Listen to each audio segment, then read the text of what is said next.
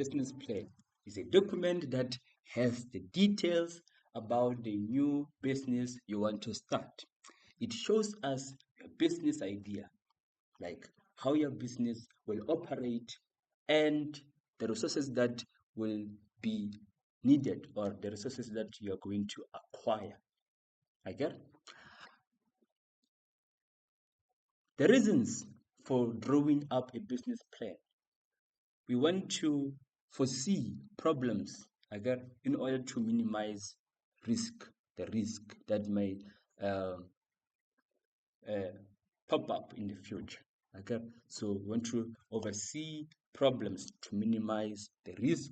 B, to determine the financial needs, or how much do we need? How much money do we need? Capital. To ensure effective management of the business so that we can know, okay, this business is about this and this and this, so that we can manage effectively.